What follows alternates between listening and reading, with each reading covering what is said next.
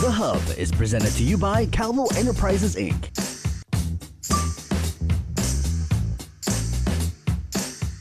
Good day, everyone, and welcome to The Hub. I'm Nestor Licanto, and our guests this week are Ginger Cruz, who is the president of Management International and a policy advocate, and Mr. Simon Sanchez. Of course, you recognize him as a businessman and a commissioner with the CCU, Consolidated Commission on Utilities. I've only been covering it for 20 years, Si.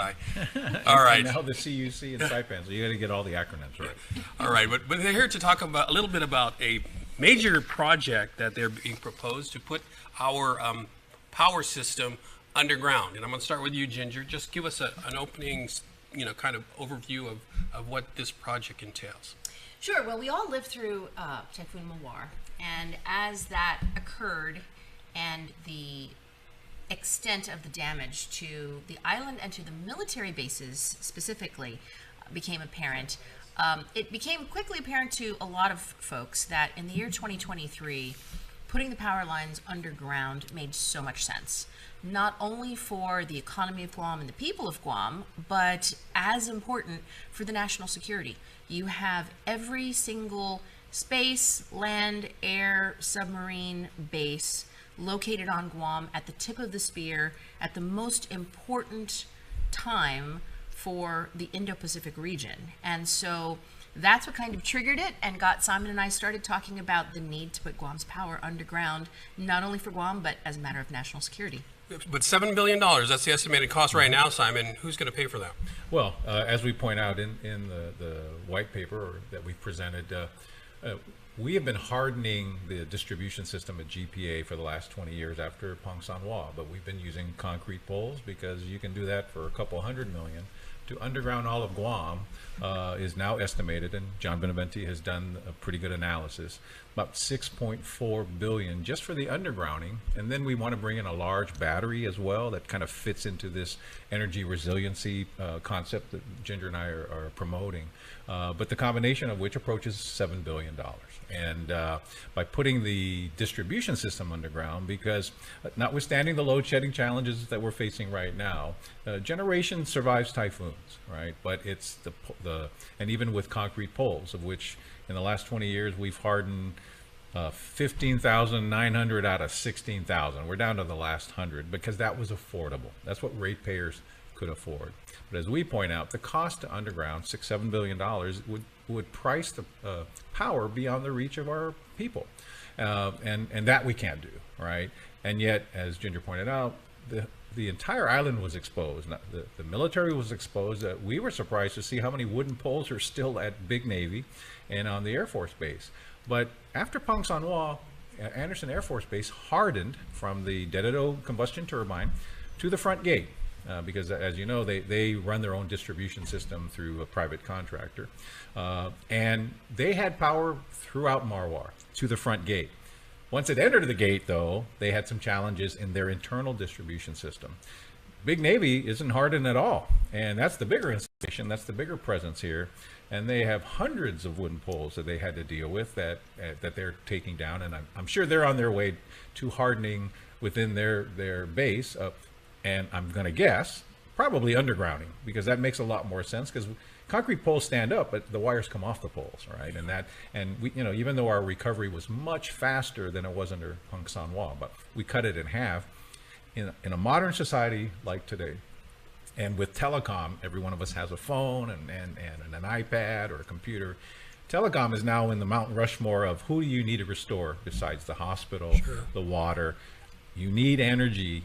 You got to keep telecom going, and the underpinning support of all these needs, pre and post typhoon, is energy and the distribution system. Ginger, this is a pretty ambitious timeline that you guys laid out, 5 years. Why so? So we're taking advantage of the fact that Guam is really the tip of the spear for Indo-PACOM, and there has been a lot of discussion. There have been actual written commitments made by the military to address the issue of installation resiliency and climate resiliency. And so the military has actually been wargaming climate issues. So they're saying, we've got a base, we're ready to take on any challenge. We want to deter any threats from China if anything happens in the region. Loose discussion says maybe 2027 would be the earliest at which we would see some potential for engagement in the area. And so in that whole urgency to get the military bases hardened, if we can get the power situation in Guam addressed as an issue of installation resiliency and get the whole island, because if you think about it, the whole island really is here not only for our own economy, but also as a key critical component of national security. And so those two things kind of came together. The fact that 2027 is a goal gives that sense of urgency. And we think that the Department of Defense and the leadership of Indo-PACOM, the Joint Region Marianas, also sees the need and the benefit for seeking congressional support to find funding with the Department of Defense to help put Guam's power underground. Now, it's not the Guam taxpayer or ratepayers are not going to pay. We're paying to increase the amount of generation. I mean, we've taken out bonds, we've got public-private partnerships, over $2 billion, where, you know, the Ukadu generator is going to add that online. So on Guam, we're carrying our part of the burden, but we can't find the money to be able to put it underground because that is going to take $7 billion. So we're hoping that with the DoD's timelines, with all of the things that are going on in the Indo-Pacific region with China and Taiwan, that the timing of that can also inform the need to really get Congress to address this and to give us the money to put the power underground. All right, we've got a lot more to unpack, but we do need to take a break, so we'll be back right after this. Stay with us.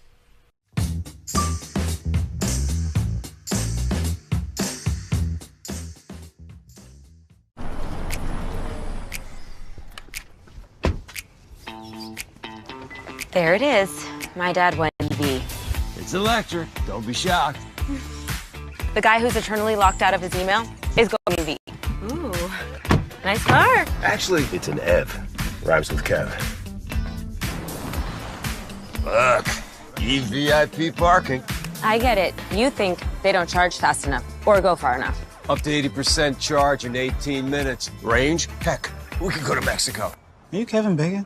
But EVs aren't going to stop being a thing. Look at the Ioniq 6. Maca mushroom frap for Kevin. So just make the leap already. Okay, watch this. Blue or red? Blue light, red light. I can also make it play nature sounds if you want. Let's just drive. Introducing the all-electric Hyundai Ioniq 6 with up to 360-mile range. When it comes to EVs, we're thinking of every mile. New chicken nuggets from KFC? Everybody's gonna want these.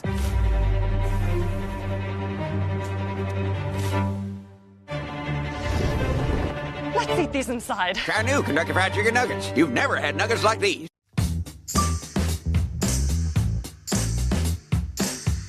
And we're back with Ginger Cruz and Simon Sanchez talking about this $7 billion at the moment potential underground power system. Simon, let me ask about Congress and the Department of Defense's appetite, do you think, for paying for this? Well, as Ginger points out, they are very aware that dealing with climate, and we're not taking a position on what causes climate change, but the reality is if you're out here in this part of the world, there's going to be typhoons.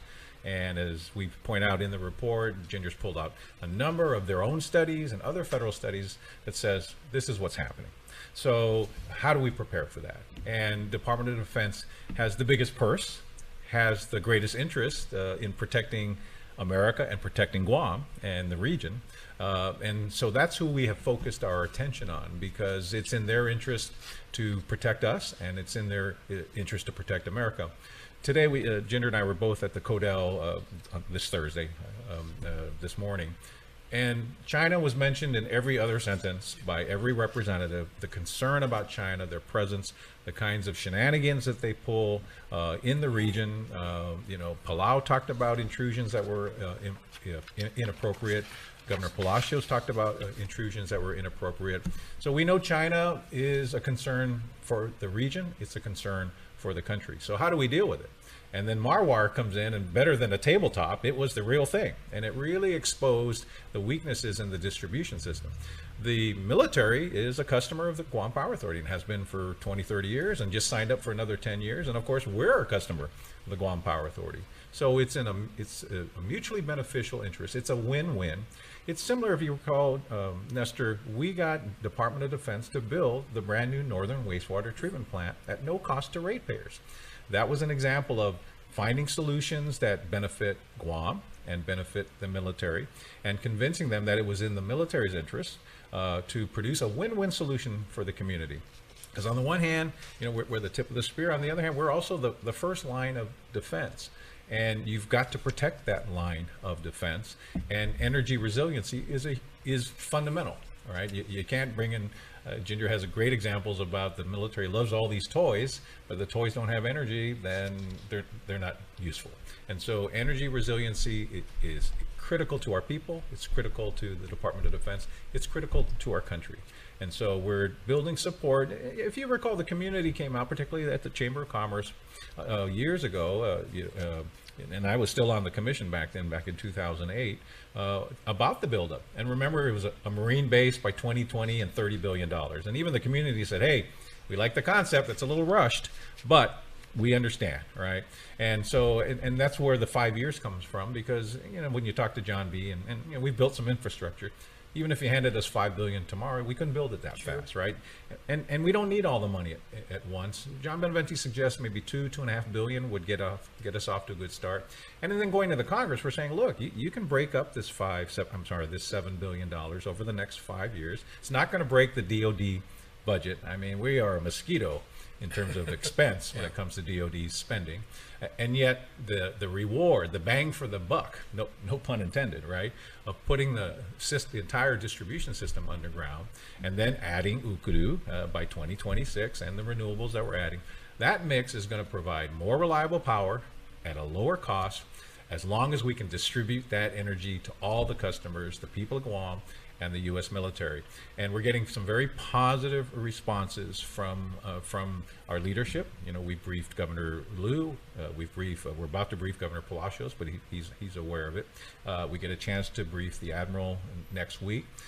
We've reached out to the legislature. Senator Lujan is looking at a resolution of support. Obviously, the CCU is going to come out of support. The CUC is going to come out in support. The region is going to come out to support this idea that when you protect Guam and the CNMI, you protect America. And as Ginger's wisely pointed out in some of our discussions, how much money has already been invested by the United States in the defense of our interests in this region? They built the base. They're spending money on Anderson. They're going to spend big money on big Navy, even beyond just putting their distribution system back together. So our country's made a huge investment in this region, and they need to protect that investment. And one of the best ways to protect it is to harden the distribution system for power so that everybody benefits and can deal with natural disasters and, God forbid, man-made disasters. Ginger, Simon mentioned bang for the buck, but you've also outlined in here some other economic value to this system.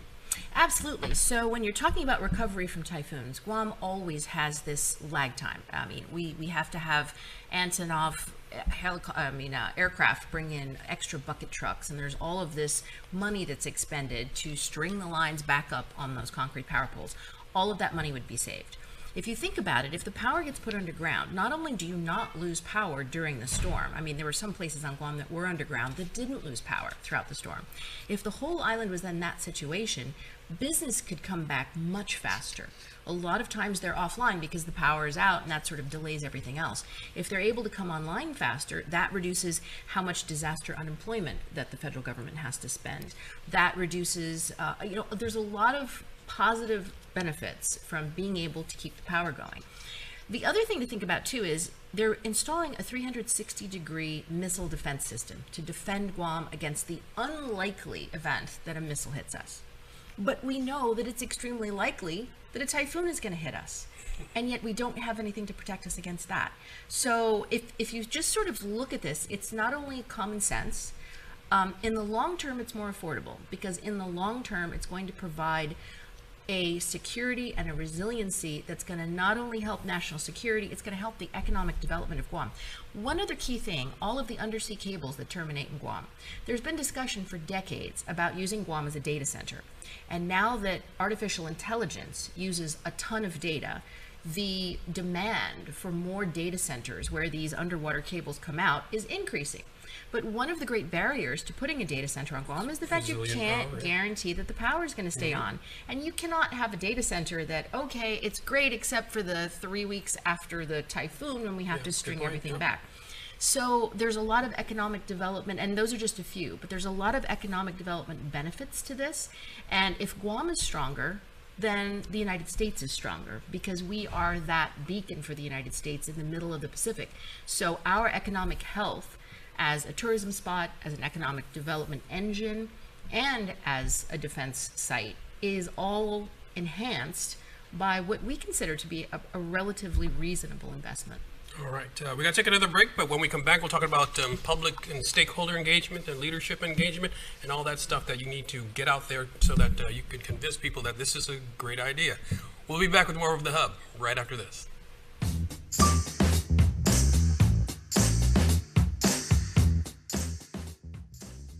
Pre-Typhoon Mawar debris cleanup is underway by FEMA and the U.S. Army Corps of Engineers. Stage and sort eligible typhoon debris, including green waste, large appliances, residential construction, demolition debris, and metals as soon as possible at the residential right-of-way to take advantage of this free service. Ineligible debris will be left on site, and updated information by visit tinyurl.com/cleanupgu. This ad is paid for by the Office of the Governor of Guam. I do it big. With the Pizza Hut Big Dinner Box, however you want a dinner, we got you covered. Big time. I do it big. The Big Dinner Box. 2 pizzas, breadsticks, and wings or pasta. Oh, hello.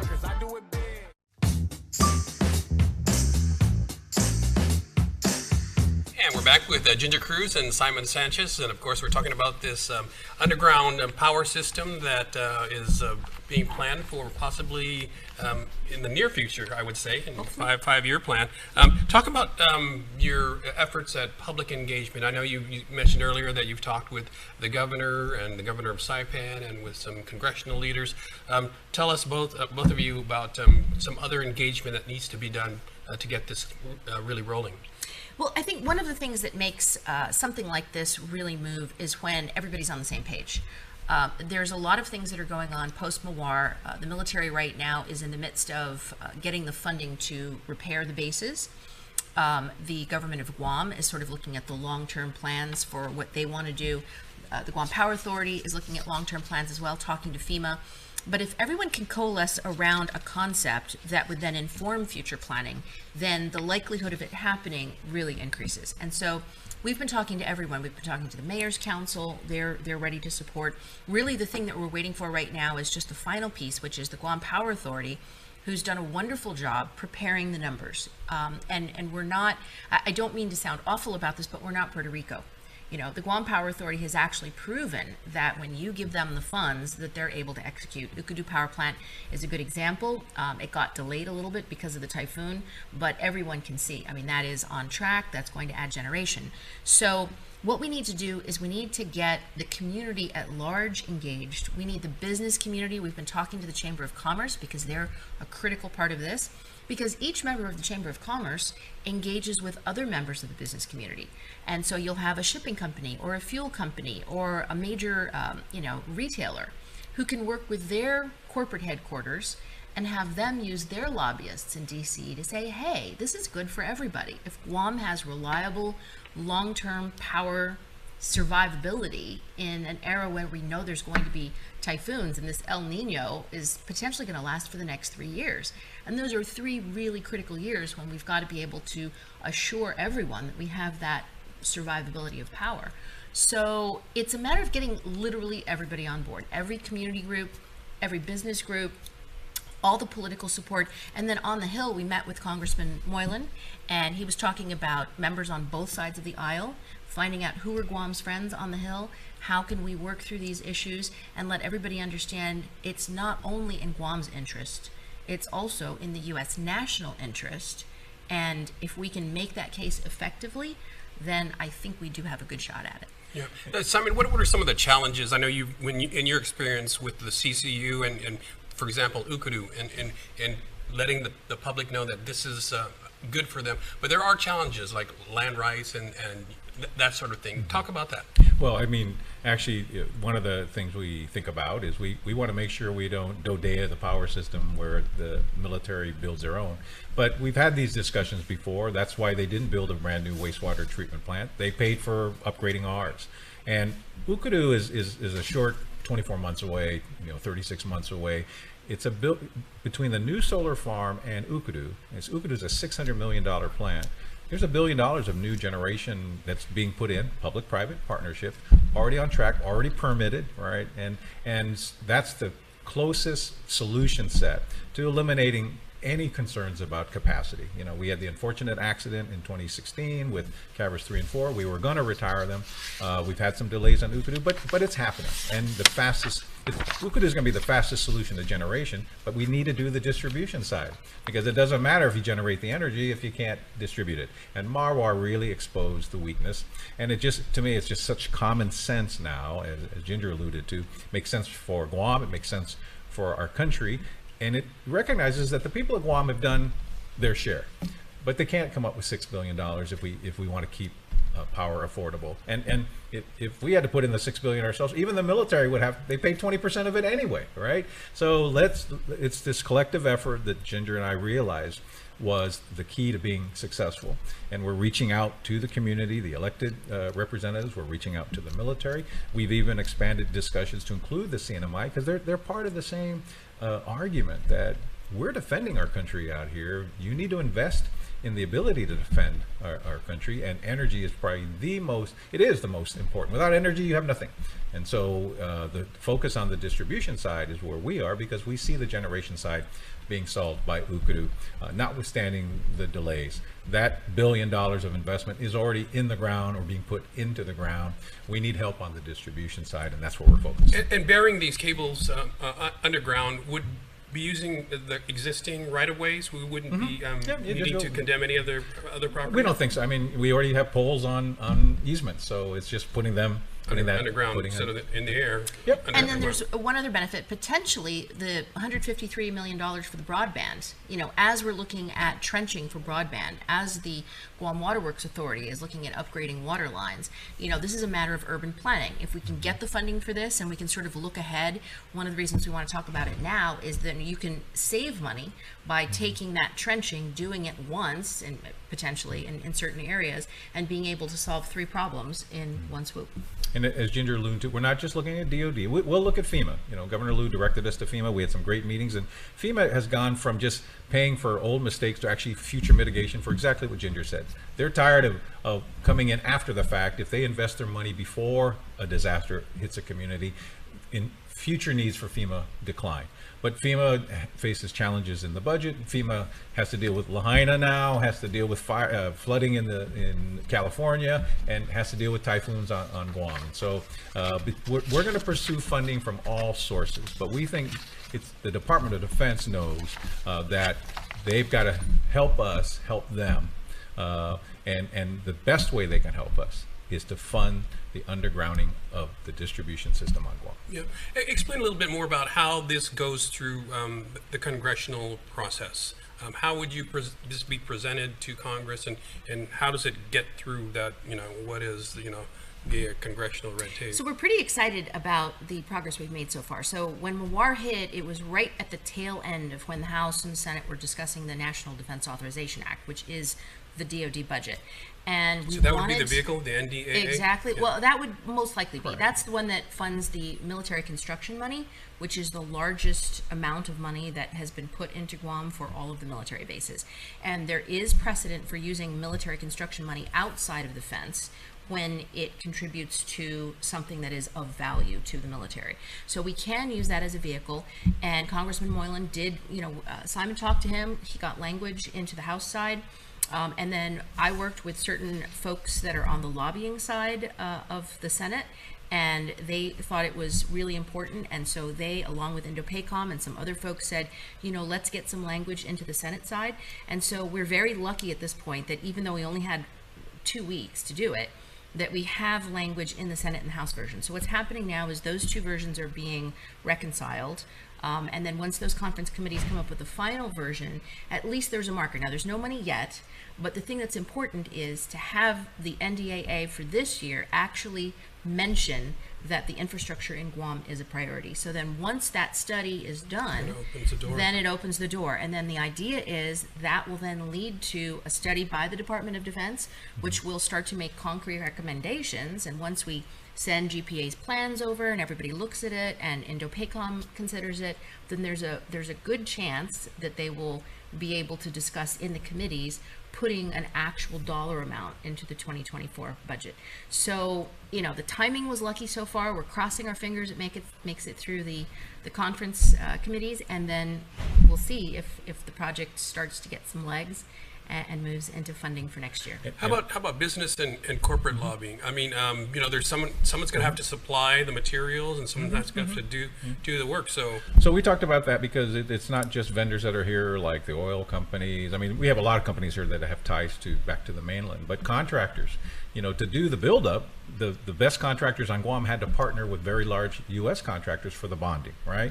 Well, those partnerships still exist.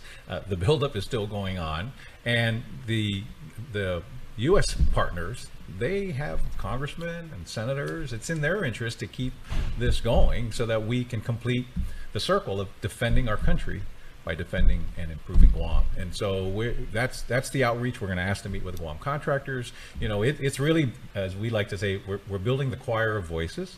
And we want to make sure we're singing from the same song sheet, maybe different harmonies, different interests to blend. But at the end of the day, investing in Guam, putting $6-7 billion into the ground so that we have energy resiliency, takes care of the people of Guam, and it takes care of our country. And that marriage of interests is so critical, and that's why we're working so hard to push it. Okay, Ginger, about a minute and a half left. I'm going to give you the last word. Why is this a great idea? Because it's achievable. So Guam, many years ago, the importance in the military perspective was the reason that we have an airport, was the reason that we have a port, was the reason that a lot of our infrastructure was built. Guam itself couldn't quite do that. We don't have the economic capability on our own. So we're at another inflection point because of the importance of the Taiwan-China issue and the fact that Guam is essential to that. We need to leverage that, and we need a big idea. And it needs to be an idea that makes sense. It needs to make sense for the people of Guam, but it needs to make sense for U.S. defense as well. And so I think that the timing is really ideal, and I think this is something that will have a long-lasting, decades-long impact that will be a benefit for Guam. So we're hoping that the stars have aligned, and that this is the big idea that we can really push. And if it does come to fruition, then it's really going to change people, because in future typhoons, you'll be able to sit at home and keep your television. Well, watch KUAM. Watch KUAM all the way through it. Yeah. All right, best of luck. Thank you very much. Ginger, Cruz, Simon Sanchez. I'm Nestor Licanto. Thanks for watching, everybody. We'll see you again next week on The Hub.